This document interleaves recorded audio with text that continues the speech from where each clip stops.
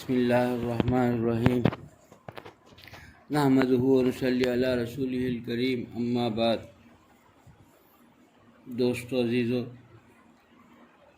حضور اکرم صلی اللہ علیہ وسلم کی خدمت میں صحابی حاضر ہوئے، پوچھا کہ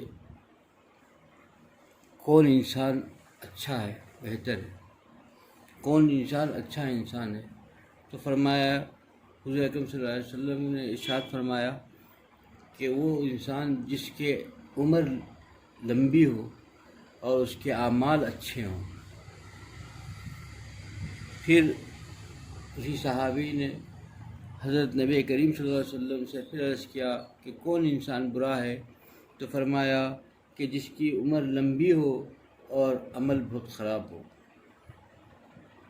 دوست عزیزو، انسان ہم میں سے ہر آدمی عمر کون مرنا چاہتا ہے؟ ہر آدمی چاہتا ہے کہ عمر طویل ہو، لیکن طویل عمر کس کام کی جو اللہ کی نافرمانی میں گزر جائے؟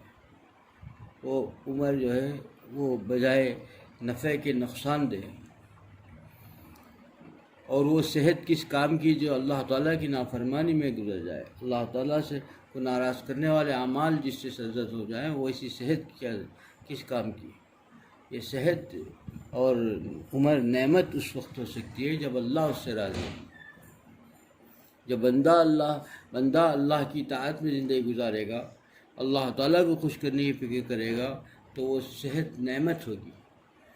اللہ تعالیٰ کے وہ عمر اس کے لیے نعمت ہوگی، صحت اس کے لیے نعمت ہوگی جب وہ اللہ کو راضی کرنے کی فکر کرے، اللہ کو خوش کرنے کی فکر کرے، زندگی ایسی جیے جیسا اللہ چاہتا ہے، ہر لمحہ اللہ کو خوش کرنے کی فکر کرے گا، وہی زندگی کامیاب زندگی ہے۔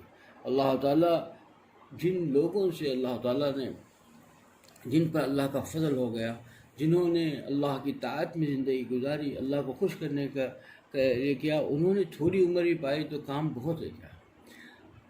عمر بن عبدالعزیز رحمۃ اللہ علیہ رحمۃ اللہ علیہ کے حالات میں لکھا ہے کہ انہوں نے جس وقت امت کی ذمہ داری سنبھالی، اس وقت حالات اتنے بد سے بدتر تھے، جہالت کا بہت زیادہ وہ تھا، دور تھا، اور بہت حالت بدتر تھے، لیکن 2.5 سال میں انہوں نے ایک ایسی حکومت قائم کر دی عدل و انصاف کی کہ جس کی بہت کم مثال ملتی ہے۔ ایسی مثال بہت کم ملتی ہے۔ ایسے صرف 2.5 سال کا عرصہ تو زیادہ نہیں ہوا، لیکن کم وقت میں اللہ نے ایسا کام لیا کہ ان کی ساری سلطنت کے اندر، ساری چیز کے اندر امن و انصاف قائم ہو گیا، امن شامل ہو گیا، انصاف کا بول بالا ہو گیا۔ جہاں پر تشدد اور گناہ عام تھا، وہاں پر انصاف امن قائم ہو گیا۔ یہ اللہ تعالیٰ کی طاعت میں جو بندہ زندگی گزارتا ہے، اس کی ہر لمحہ قیمتی ہو جاتی ہے۔ اللہ تعالیٰ اس سے ایسے کام لیتے ہیں۔ یہی زندگی کامیاب زندگی ہے جو اللہ کو راضی کرنے میں گزرے۔ اللہ کو ناراض کر دیا تو پھر صحت بھی کس کام میں نہیں، مانگ کے صحت کیا فائدہ ہے؟ صحت مل جائے اور وہ صحت نافرمانی میں گزر جائے، عمر طویل مل جائے نافرمانی میں گزر جائے۔ اللہ تعالیٰ خود فرماتے ہیں کہ جو اللہ کے نافرمان ہیں، اللہ کو ناراض کرتے ہیں، اللہ تعالیٰ کے باغی لوگ ہیں، ان سے اللہ تعالیٰ خطاب فرماتے ہیں کہ میں نے تمہاری عمر زیادہ کی ہے تاکہ تم کو سزا ہے، کہ تمہاری گناہ زیادہ ہوں، تمہاری سزا زیادہ ہو، جو وبال ہو گیا، یہ عذاب ہو گیا۔ ایسے لوگوں کو جو اللہ کے نافرمانی میں زندگی گزارتے ہیں، اللہ کو ناراض کرتے ہیں، اللہ کے باغیوں کے لیے عمر کا بڑھنا ان کے لیے وبال ہے، عذاب ہے۔ یہ نعمت کب ہوگی؟ جب اللہ تعالیٰ کی طاعت میں زندگی گزارے بندہ، اللہ کو خوش کرنے کی فکر کرے، اللہ تعالیٰ راضی ہو جائے، میرا مولا مجھ سے راضی ہو جائے، ہر لمحہ یہی فکر ہو کہ میرا خالق و مالک مجھ سے راضی ہو جائے، تو وہ نعمت، وہ اس کی زندگی نعمت ہے۔ وہ جیسے بھی جہاں جاؤ بھی کرے گا، اللہ اس سے خوش رہے گا۔ اس کی زندگی ایک حسین زندگی، ایسی خوبصورت زندگی رہے گی جس کے ہر لمحہ خدا کی یاد و محبت میں گزرے، اللہ کی یاد و محبت میں گزرے گی، تو اس کے لیے صحت بھی نعمت ہے، اس کے لیے زندگی بھی نعمت ہے۔ اسی لیے فرمایا کہ زندگی طویل مانگنے سے زیادہ ضروری ہے، حضور اکرم صلی اللہ علیہ وسلم کا ارشاد گرامی ہے کہ زندگی طویل مانگنے سے بھی زیادہ ضروری ہے کہ زندگی میں عبادت اللہ کی محبوب، یعنی اللہ کے پسندیدہ عبادت، ایسی زندگی مانگو جس میں اللہ تعالیٰ کے پسندیدہ زندگی، یعنی عبادت کی زندگی، عبادت گزار زندگی ملے۔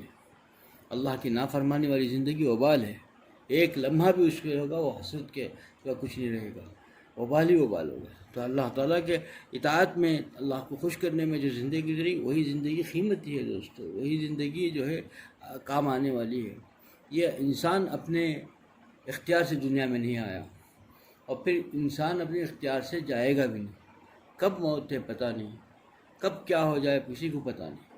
اب انسان کے ہاتھ میں، انسان کے اختیار میں حیات ہے ہی نہیں، انسان کے جو ہے اختیار میں اس کی عمر ہے ہی نہیں، تو پھر کیا اس کے اختیار میں ہے؟ اختیار میں ہے تو صرف ایک ہی چیز اس کے اختیار میں ہے کہ انسان عبادت، اللہ کی فرما برداری، اللہ تعالیٰ کی اطاعت انسان کے ہاتھ میں ہے کہ وہ ہر لمحہ زندگی کا اللہ کی اطاعت میں گزار دے، اللہ کو راضی کرنے والے اعمال سے اس کی زندگی جو ہے سنور جائے، منور ہو جائے۔ یہی اللہ سے مانگنی چاہیے، یا اللہ مجھے ایسی زندگی عطا فرما جس سے تو راضی ہے، ہر لمحہ اسی کے اطاعت، ایسی اطاعت عطا فرما جس سے تو خوش ہے۔ تیری زندگی، تیری اطاعت والی زندگی، تیری خوشنودی والی زندگی عطا فرما، یہ چیز اہم ہے۔ زندگی خالی مل جائے اور صحت مل جائے، اور وہ صحت اور زندگی اللہ کی نافرمانی میں گزر جائے، یہ تو عذاب ہے انسان کے لیے۔ اور اسی کے لیے اللہ نے بھی فرمایا تھا کہ میں اپنے نافرمانوں سے مخاطب ہو کے فرماتے ہیں، میں نے تمہیں جو زندگی بڑی دی یہ تمہارے لیے عذاب ہے، تاکہ تم گناہ جتنا زیادہ کرو اتنی زیادہ سزا بھی پاؤ۔ یہ تو عذاب ہو گیا۔ دوستو عزیزو، اسی کے لیے ہر وقت اللہ تعالیٰ کے ساتھ اپنے گناہوں کو یاد کر کے رویا کرے۔ اللہ تعالیٰ کے محبوب بندے کب بنتے ہیں کہ جب اللہ تعالیٰ کے محبوب بندے اسی وقت بنیں گے جب جو انسان ہے گناہ ہو جائے فوراً توبہ کرے، دیر نہ کرے۔ شیطان اس سے بہت پریشان ہوتا ہے، اس انسان سے جو گناہ میں مبتلا کراتا ہے، بہت محنت کر کے اپنی اتنی پوری طاقت اور قوت لگا رکھ کے ہر انسان کو گناہوں میں ڈبونے کی کوشش کرتا ہے، گناہوں میں ڈباتا ہے، لیکن وہ بندہ جیسے ہی توبہ کر کے رو کے ندامت کے ساتھ اللہ تعالیٰ کو خوش کرتا ہے، یعنی ندامت سے اللہ کو منوا لیتا ہے، اللہ تعالیٰ کو کہ ہاں حضور معافی مانگ لیتا ہے، تو وہ جو ہے رونے لگتا ہے شیطان کہ میری ساری محنت بیکار ہو گئی۔ بلکہ یوں کہتا ہے کہ یہ اگر گناہ نہ کرتا تو بھی اتنا نہیں کماتا جتنا گناہ کر کے اس نے توبہ کر کے اللہ کے حضور رو رو کے ندامت کے آنسوں سے جو اللہ کو منوا لیا، یہ اس سے زیادہ کما لیا، اس سے اور زیادہ وہ پریشان ہوتا ہے۔ تو اس سے یہی چیز سمجھے کہ انسان ہے، گناہ ہو گیا، کمزور ہے، کسی وجہ سے مغلوب ہو گیا، فوراً اللہ کے حضور گر گڑائے۔ وہ کریم ہے، رحیم ہے۔ جب بندہ چاہے کتنے بھی اس کے گناہ ہوں، اپنی عاجزی انکساری کے اقرار کے ساتھ، اپنی بے بسی کے اقرار کے ساتھ اللہ کے حضور میں گڑ گڑائے کہ یا مولا تیرے سوا میرا کون ہے، تو ہی میرا خالق ہے، تیرے سوا مجھے کون معاف کر سکتا ہے، تیرے سوا میرے گناہوں کو کون بخش سکتا ہے، تو اللہ تعالیٰ کا جو ہے رحمت جوش میں آتی ہے، رحیم ہے، فوراً کو سب کچھ جو ہے اللہ معاف کر کے اسے گلے لگا لیتے ہیں۔ اور دشمن شیطان جو اس کے جو ہے اتنی محنت کر کے اس کو برباد کرنے کی فکر کیا، سب کچھ برباد ہو جاتا ہے، اس کا سب کچھ، اس کا جتنا اس کی پلاننگ تھی سب فیل ہو جاتی ہے۔ وہ جو ہے بالکل جو ہے وہاں سے بھاگ جاتا ہے، مایوس ہو جاتا ہے، انسان سے مایوس ہو جاتا ہے، بعد میں گناہوں کا جو ہے اس کو گناہوں میں ڈبونا ہی چھوڑ دیتا ہے کہ بھئی یہ تو الٹا ہو گیا کہ اگر یہ گناہ نہ کرے تو بھی اتنا نہیں کمائے گا، جتنا قرب لے اللہ کا نہیں ملے گا، جتنا اسے گناہ کرانے سے اللہ سے رو رو کے ندامت سے جو اللہ کو راضی کر رہا ہے، یہ اس سے زیادہ محبت اللہ تعالیٰ کی پا رہا ہے، اللہ کا قرب حاصل کر رہا ہے، یہ تو الٹا ہو جا رہا ہے۔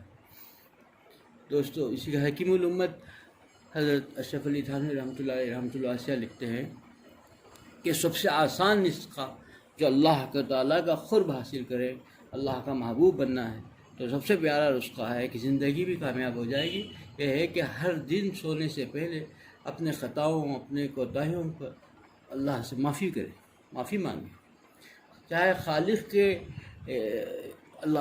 کے یعنی حکم عدولی کی ہو، یا مخلوق کے ساتھ کوئی ایسا کام کیا ہو خطا کی ہے مخلوق کے ساتھ، جو بھی ہو خالق ہے مخلوق کا، اپنے خطاؤں کو رات ہی میں جو ہے اللہ کے حضور رو رو کے ندامت کے ساتھ جو ہے اللہ سے حضور گڑ گڑا کر رو کر کے معافی مانگ لیں۔ اس کے حضرت فرماتے ہیں آگے کہ اس کے یقینی 2 فائدے ہو جاتے ہیں۔ پہلا فائدہ تو یہ ہے کہ بالکل سارے گناہوں سے سچے توبہ کرے گا، رات کو سونے سے پہلے ندامت کے ساتھ اللہ کے حضور رو رو کے گڑ گڑا کے معافی مانگے گا اللہ کے حضور، تو یہ ایک یقینی بات ہے کہ سارے گناہوں سے پاک و صاف ہو جائے گا، ایک دم مصفہ مجلہ ہو گیا ہے۔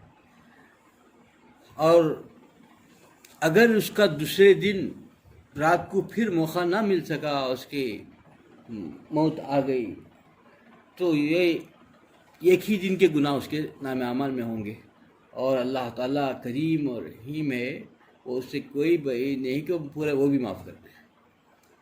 کتنا آسان ہے، دو بہترین فائدے، وہ بھی فائدے سے خالی نہیں، ایک ہی دن کے گناہ کے۔ روز اللہ کے حضور سونے سے پہلے اللہ کے حضور گڑ گڑا کر کے سارے دن بھر کے گناہ جتنے ہیں، گناہ جانے انجانے میں پتہ نہیں کہ کس کو کیا کیا، کیسا کیا، اشارتاً کنایتاً کیسے کیسے گناہ ہم سے ہو گئے، سبھی کے گناہوں کو اللہ کے حضور معافی مانگے۔ بندہ سچے دل کے ساتھ معافی مانگے، ندامت کے آنسوؤں کے بہا کر کے اللہ سے معافی مانگ کر سو جائے، یہ ایسا بہترین نسخہ ہے کہ اللہ کے محبوب بن جائے گا بندہ، اور اس کی زندگی کامیاب زندگی بن جائے گی۔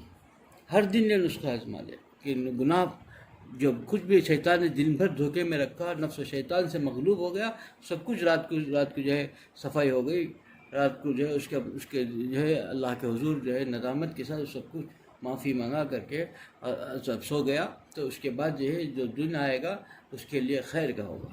اگر خدا نہ کرے کچھ گناہ پھر بھی ہو بھی گئے، تو پھر کتنی گنتی کے ایک دن کے گناہ ہوں گے اس کے نام اعمال میں۔ دوستو عزیزو، زندگی ایسی مانگے اللہ سے کہ اللہ کو خوش کرنے کی والی ہو، اللہ تعالیٰ اس سے خوش ہو، یہی زندگی اللہ کے پسندیدہ ہے۔ اور وہ زندگی عذاب ہے جو زندگی غفلت میں، اللہ کی نافرمانی میں، اللہ کی بغاوت کے ساتھ اللہ تعالیٰ کے شریعت کے حکم کے عدولی میں گزر جا رہی ہو، یہ اس کے لیے ایک عذاب ہے دنیا کے اندر بھی۔ آخرت میں تو کیا پوچھنا، کیسے کھڑا ہوگا اللہ کے حضور، نعمتوں کے استعمال کر کے منعم کا باغی کیسے منعم کے سامنے کھڑا ہو سکتا ہے، اس حال میں کیا حال ہوگا اس کا سوچئے۔ دنیا ہی میں یہ موقع ہے، اور موقع کو غنیمت سمجھے، کیونکہ کوئی کسی کا وقت پتہ نہیں کہ کب کیا وقت ہے۔ انسان کے اختیار میں ہے تو صرف یہی ہے کہ اختیار میں ہے کہ جو زندگی ہاتھ میں ہے اس کو قیمتی بنا دے، جو زندگی ہاتھ میں ہے اس کے اندر اللہ کو راضی کرنے کا ہر لمحہ کوشش کر لے، یہی جو ہے یہی انسان کامیاب انسان ہے۔ اسی کے لیے فرمایا حضور اکرم صلی اللہ علیہ وسلم نے کہ وہ کون انسان کامیاب ہے، جس کی عمر طویل ہو اور اس کے اعمال زیادہ ہوں۔ یہ جملہ جو فرمایا عام زندگی کا تو اعتبار نہیں، چاہے طویل ہو کہ خلیل، لیکن ہر لمحہ اللہ کی عبادت میں گزر جائے وہ کامیاب انسان ہے۔ اللہ مجھے بھی اس پہ عمل کی توفیق عطا فرمائے، آپ لوگوں کو بھی اس پہ عمل کی توفیق عطا فرمائے۔ وآخر دعوانا الحمدللہ رب العالمین۔